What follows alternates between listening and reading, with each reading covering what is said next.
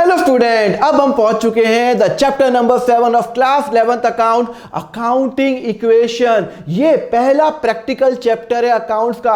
यहां से अकाउंट्स की प्रैक्टिकल दुनिया चालू होती है और मैं आपको बहुत सारे प्रैक्टिकल क्वेश्चन कराऊंगा अकाउंट्स के अंदर, सो दैट आप अकाउंट्स में एक्सपर्ट बन जाओ। तो आज हम स्टार्ट कर रहे हैं अकाउंटिंग इक्वेशन, जो मैंने 4 पार्ट के अंदर डिवाइड किया हुआ है। तो आज के पार्ट में मैं आपको बताऊंगा कि ये अकाउंटिंग इक्वेशन होती क्या है। देखो, मैं आपको बैलेंस शीट तो बता ही चुका हूं। बैलेंस शीट क्या होती है? बैलेंस शीट होती है एक स्टेटमेंट होता है जो बताता है कि as on particular date business के पास क्या क्या एसेट्स है, क्या क्या लायबिलिटीज है। मतलब बिजनेस के पास क्या क्या प्रॉपर्टीज है, लैंड है, बिल्डिंग है, फर्नीचर है, और क्या क्या उसकी लायबिलिटीज है, किस किस को उसको पैसे देने हैं। और आप सभी को यह भी पता है कि एसेट का जो टोटल होता है, एसेट का जो टोटल होगा वो लायबिलिटी के टोटल से हमेशा मैच करेगा। मैंने लास्ट चैप्टर में आपको प्रैक्टिकली करके भी बताया था कि एसेट का टोटल लायबिलिटी के टोटल से हमेशा मैच करेगा। अगर नहीं देखा है आपने तो नीचे लिंक दिया हुआ है बैलेंस शीट का, वो आप देख लेना।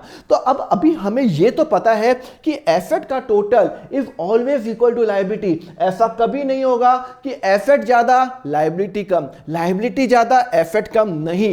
एसेट का टोटल लायबिलिटी के टोटल से हमेशा मैच करेगा। तो आपको यह इक्वेशन तो हम आपको पता है कि total asset is equal to total liability. मतलब ये जो 10 लाख रुपए है, ये जो 10 लाख है लायबिलिटी और जो 10 लाख एसेट है, वो हमेशा इक्वल होता है। ओके, अब मैं आपको यह बता चुका हूं कि लायबिलिटीज 2 तरह की होती है। अभी तक आपको क्या पता है कि एसेट का टोटल लायबिलिटीज टोटल से इक्वल होता है। मतलब अगर एसेट का टोटल 10 लाख है तो ये भी 10 लाख है। और आपको यह भी पता है कि जो लायबिलिटीज है उसको मैं 2 पार्ट में डिवाइड करता हूं। एक करता हूं इंटरनल लायबिलिटीज और एक करता हूं एक्सटर्नल लायबिलिटी। मतलब एसेट का टोटल लायबिलिटीज के इक्वल है, यहां तक समझ में आया। और लायबिलिटीज को मैं 2 पार्ट के अंदर डिवाइड करता हूं। एक करता हूं इंटरनल लायबिलिटी और एक करता हूं एक्सटर्नल लायबिलिटी। तो फिर ये इंटरनल लायबिलिटी और एक्सटर्नल लायबिलिटी क्या होती है? इंटरनल लायबिलिटी होती है जो मुझे पैसा मेरे मालिक को देना होता है, जो मुझे मेरा पैसा मालिक को देना होता है। तो अगर रिलायंस इंडस्ट्री की बात करें तो रिलायंस इंडस्ट्री को जो पैसा अपने मालिक मुकेश अंबानी जी को देना है वो होती है इंटरनल लायबिलिटी। मतलब वो इंटरनल पर्सन है, वो कंपनी का मालिक है, कंपनी का ओनर है। तो जो पैसा कंपनी के ओनर को देना है, जो कंपनी के पैसे को मालिक को देना है, उसको मैं क्या बोलता हूं? Internal liability. तो फिर एक्सटर्नल लायबिलिटी क्या होता है? एक्सटर्नल लायबिलिटी वो लायबिलिटी होती है जो पैसा मुझे मालिक के अलावा किसी और को देना है, वो एक्सटर्नल लायबिलिटी। मतलब अगर मैंने कोई बैंक से लोन ले रखा है 2 लाख, तो मुझे बैंक को वापस पे करना है 2 लाख, तो वो क्या हो गया? External liability. मेरे कंपनी के अंदर एक एम्प्लॉय काम करता है, उसकी सैलरी है 6 लाख रुपए और मैंने उसको सिर्फ 5 लाख दिए हैं, तो इसका मतलब है 1 लाख रुपए मुझे उसको देने बाकी है। तो वो जो एम्प्लॉय है वो मेरा मालिक नहीं है, वो मेरा ओनर नहीं है। तो वो क्या हो गई? External liability. तो एक्सटर्नल लायबिलिटी क्या होता है? External liability toward the outsider, मतलब मालिक को छोड़ के। तो अगर रिलायंस इंडस्ट्री की बात करूं, मुकेश अंबानी जी को छोड़ के अगर कोई और पर्सन है, मतलब मालिक को छोड़ के, ओनर को छोड़ के कोई और पर्सन को अगर रिलायंस इंडस्ट्री को कुछ पैसा देना है, तो उसको मैं बोलता हूं एक्सटर्नल लायबिलिटी। तो लायबिलिटीज 2 टाइप की होती है, एक होता है इंटरनल और एक होता है एक्सटर्नल। अच्छा, एक बात बताओ, कंपनी का जो प्रॉफिट होगा, रिलायंस इंडस्ट्री को अगर प्रॉफिट होगा 10 करोड़ का, वो प्रॉफिट 10 करोड़ किसका? सर, वो प्रॉफिट 10 करोड़ किसका? मालिक का, ओनर का, मुकेश अंबानी जी का। तो यहां पे वही कंसेप्ट बता रहा हूं, कंपनी को जो प्रॉफिट होता है अल्टीमेटली वो पे किसको करना है? कंपनी के मालिक को पे करना है। तो वो इंटरनल लायबिलिटी है कि कंपनी का प्रॉफिट हुआ 10 करोड़ का, वो 10 करोड़ रुपए जो प्रॉफिट है वो मुझे मेरे मालिक को पे करना है, मुझे पे करना है। इंटरनल लायबिलिटी जो मुझे कंपनी के ओनर को पे करना है। और अगर मुझे किसी और को पे करना है तो वो एक्सटर्नल लायबिलिटी, सैलरी पे करनी है, रेंट पे करना है, ये सब मेरी एक्सटर्नल लायबिलिटी है आउटसाइडर्स को। तो यहां पे समझ में आ गया। तो यहां पे मैंने आपको ये बताया कि देखो, टोटल जो एसेट्स होते हैं वो टोटल लायबिलिटी के इक्वल होते हैं। तो चलो एक काम करते हैं, मैं यहां पे लिखता हूं asset is equal to total liability. हाँ सर, ये तो मुझे बात समझ में आ गई। अच्छा, लाइबिलिटीज को मैं दो पार्ट में डिवाइड कर लूँ। हाँ, दो पार्ट में डिवाइड किया।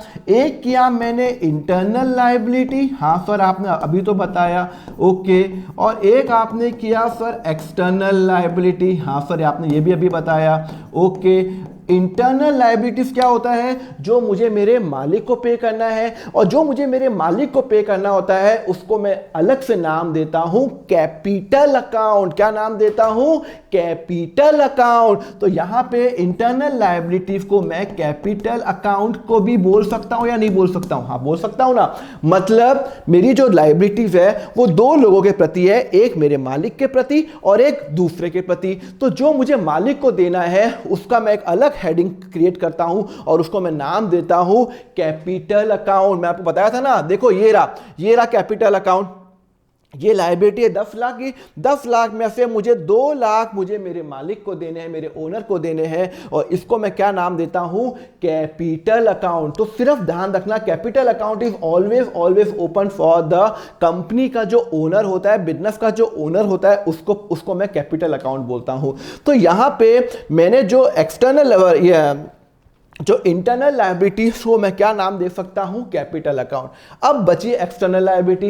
एक्सटर्नल लायबिलिटी को मैं एक सिंपल नाम देता हूं लायबिलिटी। तो अब से अगर मैं लायबिलिटी की, सिर्फ लायबिलिटी की बात करूं तो इसका मतलब है वो एक्सटर्नल लायबिलिटी है। मतलब total liability is equal to internal plus external. Internal को मैं नाम देता हूं कैपिटल, और एक्सटर्नल को मैं नाम देता हूं लायबिलिटी। ठीक है ना। ये लायबिलिटी, टोटल लायबिलिटी और ये लायबिलिटी अलग है। अगर मैं सिर्फ लायबिलिटी यूज कर रहा हूं तो आप समझ जाओ कि ये मैं एक्सटर्नल लायबिलिटी की बात कर रहा हूं। मतलब अगर सपोज करो कि मैंने यहां पे ये मेरा टोटल एसेट्स है, टोटल एसेट 10 लाख रुपए और ये 10 लाख रुपए। तो यहां पे अगर मैं इक्वेशन बनाऊं, asset is equal to total liability, तो यहां पे एसेट है 10 लाख रुपए, ओके, और टोटल जो लाइबिलिटी है वो भी 10 लाख रुपए है। अब ये 10 लाख को मैं दो में डिवाइड करता हूं, एक होता है इंटरनल और एक होता है एक्सटर्नल। तो ये जो मेरी इंटरनल है और एक है मेरा एक्सटर्नल है। इंटरनल है 2 लाख रुपए और एक्सटर्नल है 8 लाख रुपए। सर कहां पे लिखा हुआ है 8 लाख रुपए? 5 प्लस 2 17 प्लस 30 8 लाख रुपए। तो यहां पे एक्सटर्नल 8 लाख। तो इंटरनल को मैं नाम देता हूं कैपिटल, क्योंकि मेरा ओनर है, और इसको मैं नाम दूंगा लायबिलिटी। क्या नाम दूंगा? लायबिलिटी। तो मैं क्या करूंगा? Asset is equal to total liability. मैं आपको यहाँ पे अकाउंटिंग इक्वेशन करा रहा हूँ, और asset is equal to liabilities के दो टाइप होते हैं, एक होता है internal liability plus external liability, okay, external liability और asset is equal to internal liabilities को मैं नाम दूंगा कैपिटल अकाउंट, कैपिटल नाम दूंगा, और एक्सटर्नल लायबिलिटी को मैं सिंपल बोलूंगा लायबिलिटी। एक्सटर्नल लायबिलिटी को मैं सिंपल क्या बोलूंगा? लायबिलिटी। तो अबाउ इक्वेशन के अंदर मेरी जो टोटल जो 10 लाख का जो एसेट है, 10 लाख का जो एसेट है, जिसमें से मेरी इंटरनल लायबिलिटी 2 लाख है और एक्सटर्नल लायबिलिटीज को मैंने नाम दिया है सिर्फ और सिर्फ लायबिलिटी। तो यहाँ पे अकाउंटिंग इक्वेशन में अगर मेरा asset is equal to capital plus liability आता है, इधर लायबिलिटी का मतलब है टोटल लायबिलिटी नहीं, एक्सटर्नल लायबिलिटी। और एक्सटर्नल लायबिलिटी कितना है? फॉर एक्सटर्नल लायबिलिटी है मेरा 8 लाख रुपए। एक्सटर्नल लायबिलिटी है मेरा 8 लाख रुपए। मतलब 10 lakh is equal to 2 lakh plus 8 lakh रुपए। यहां पे मैंने आपको यही बताया है कि asset is equal to total liability, और जो टोटल लायबिलिटी को मैं दो पार्ट में डिवाइड करूंगा, एक कैपिटल और एक आउटसाइड लायबिलिटी। कैपिटल को तो total liability is equal to outside liability, sorry outside liability plus capital, और आउटसाइड लायबिलिटी प्लस कैपिटल हो गया। और यहाँ पे लायबिलिटीज को, जो मेरा लायबिलिटी वर्ड है जिसको मैं एक्सटर्नल लायबिलिटी भी बोल सकता हूँ, आउटसाइड लायबिलिटी भी बोल सकता हूँ, क्रेडिटर्स भी बोल सकता हूँ। तो यहाँ पे मेरी इक्वेशन बन गई asset is equal to liabilities plus capital. ये जो लायबिलिटी है ना, ये जो लायबिलिटी है ये एक्सटर्नल लायबिलिटी है। तो ये जो लायबिलिटी है एक्सटर्नल लायबिलिटी है। मतलब total asset is equal to to total liability, total liability को दो में डिवाइड किया, एक्सटर्नल प्लस इंटरनल, एक्सटर्नल को मैं नाम दूंगा लायबिलिटीज और इंटरनल को मैंने नाम दे दिया कैपिटल नाम दे दिया। क्लियर है? और यहां पे मेरा एसेट्स और लायबिलिटी हमेशा इक्वल होंगे। तो एक काम करो या मैं काम करता हूं, एक क्वेश्चन कराता हूं जिससे, अच्छा एक बात, जो कैपिटल को जो मैं अलग अलग नाम से बोल सकता हूं, कैपिटल को मैं ओनर इक्विटी भी बोलता हूं या इक्विटी भी बोलता हूं, नेटवर्थ भी बोलता हूं, शेयर होल्डर फंड। जैसे आपके मेरे नाम होते हैं ना, घर के नाम अलग, बाहर के नाम अलग, दोस्त अलग नाम बुलाते हैं, यहां पे कैपिटल के भी अलग अलग नाम है। जो मेरे मालिक को मुझे पैसा देना है उसको, जो मुझे मुकेश अंबानी जी को देना है, अगर रिलायंस इंडस्ट्री है तो मुकेश अंबानी जी को जो पैसा देना है उसको या तो मैं ओनर इक्विटी बोल सकता हूं, या मैं ओनली इक्विटी बोल सकता हूं, या मैं नेटवर्थ बोल सकता हूं, या मैं शेयर होल्डर फंड बोल सकता हूं। इनमें से कुछ भी मैं नाम उनको ले सकता हूं। क्लियर है? और जो तो मेरा asset is equal to liabilities plus capital, liabilities को आउटसाइड लायबिलिटी, एक्सटर्नल लायबिलिटी भी बोल सकता हूं, क्रेडिटर्स भी बोल सकता हूं, और कैपिटल को ओनर इक्विटी, नेटवर्थ भी बोल सकता हूं। चलो ये हो गई अकाउंटिंग इक्वेशन। अब एक काम करें, एक क्वेश्चन करते हैं और समझते हैं कि क्या हमें अकाउंटिंग इक्वेशन समझ में आई क्या। If the capital of the business is 2 lakh and the outside liabilities is 80,000, calculate the total asset of the business। चलो भैया करो, चलो बताओ क्या है। मैंने आपको क्या बताया था? Asset is equal to liability plus capital. आपको यही बताया? हाँ, ये जो लायबिलिटी है ये एक्सटर्नल लायबिलिटी है और ये इंटरनल लायबिलिटी है। अच्छा, बोलता है capital of the business, capital of the business is 2 lakh. Okay, capital मुझे दे रखा है 2 लाख रुपए। Okay, and outside liabilities is 80,000 rupee. Outside liability क्या होता है? आउटसाइड लायबिलिटी मतलब एक्सटर्नल लायबिलिटी। एक्सटर्नल लायबिलिटी कितनी है? 80,000 रुपीज, 80,000 रुपी। वो बोल रहा है आपको एसेट निकालना है, तो आपको पता है asset is equal to liability plus capital. तो टोटल मेरा एसेट कितना हो गया? 2,80,000 रुपए। 2 लाख प्लस 80,000 रुपीज, तो मेरा asset is equal to total liability, asset is equal to external liability plus capital. External liability को लायबिलिटी बोलता हूं और मेरा इक्वेशन निकल गई। क्लियर है? समझ में आया? चलो एक और क्वेश्चन करते हैं। चलो, if the total asset of the business, चलो मुझे बताओ, मैंने आपको क्या बताया? अकाउंटिंग इक्वेशन क्या बोलती है? Asset is equal to liability plus capital, liability plus capital. Okay, liability कितनी है बताओ। चलो, टोटल एसेट कितना है? 2 लाख। चलो, मुझे एसेट दे रखा है 2 लाख रुपए, लायबिलिटी कितनी दे रखी है? एंड नेटवर्थ, नेटवर्थ मैंने आपको कहा था ना, कैपिटल को मैं शेयर होल्डर इक्विटी भी बोल सकता हूं, इक्विटी भी बोल सकता हूं और नेटवर्थ भी बोल सकता हूं। कैपिटल है 50,000। लो भाई, कैपिटल है 50,000 रुपए, तो मुझे लायबिलिटी निकालनी है। क्या निकालना है? लायबिलिटी निकालनी है। वो बोल रहा है कैलकुलेट द क्रेडिटर्स। क्रेडिटर्स मतलब आउटसाइड लायबिलिटी, जो मुझे आउटसाइडर्स को पे करना होता है, तो क्रेडिटर्स हो गया। तो चलो आप निकाल नहीं सकते, अकाउंटिंग इक्वेशन है, तो liability is equal to 2 lakh रुपए माइनस 50,000 रुपए। 2 लाख माइनस 50 यहां पे शिफ्ट करो, फिर 1,50,000 रुपए मेरी लायबिलिटी हो गई है। क्लियर है? आपको समझ में आ गया?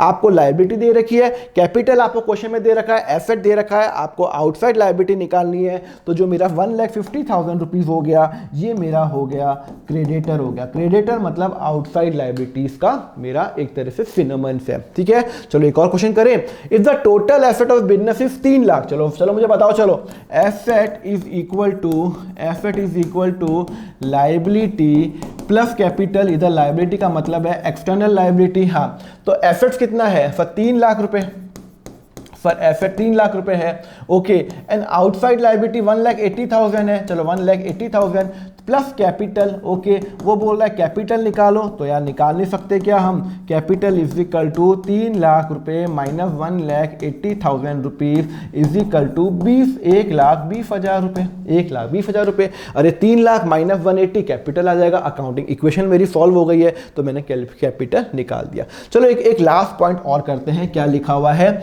चलो पहले एक काम करते हैं, अपन है ना इक्वेशन लिख देते हैं। Asset is equal to liability plus capital. ठीक है ना? हाँ चलो ठीक है। यहाँ पे क्या लिखा हुआ है?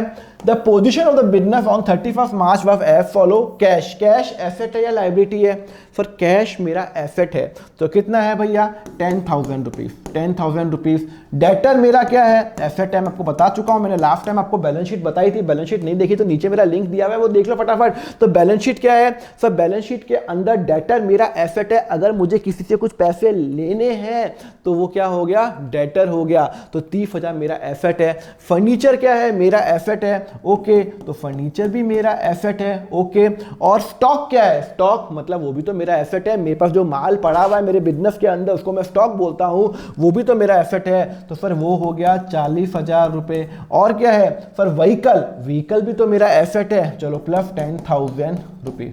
मतलब ये मेरा एसेट है, ये मेरा एसेट है, ये मेरा एसेट है, स्टॉक मेरा एसेट है, स्टॉक मतलब जो मेरा माल पड़ा हुआ है दुकान पे, और व्हीकल मेरा एसेट है, और कैपिटल दे रखा है 75,000 रुपीज। इजिकल टू ये मेरा एसेट का जो टोटल है वो ये बन गया है, और equal to liability, liability plus capital, capital दे रखा है क्वेश्चन के अंदर 75,000 रुपीज। कितना दे रखा है?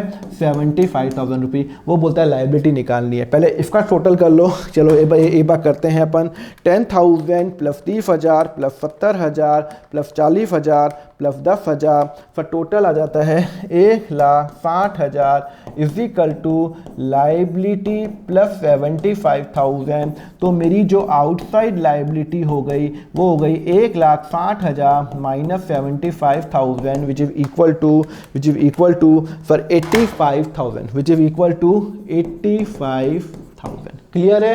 बात समझ में आई या नहीं आई? तो आपको मैंने क्या बताया, अकाउंटिंग इक्वेशन क्या बताई कि asset is equal to total liability. Total liability को दो पार्ट में डिवाइड करेंगे, outside liability plus internal liability. Outside liability को मैं लायबिलिटीज बोलूंगा, कैपिटल को मैं इंटरनल लायबिलिटी और कैपिटल बोलूंगा।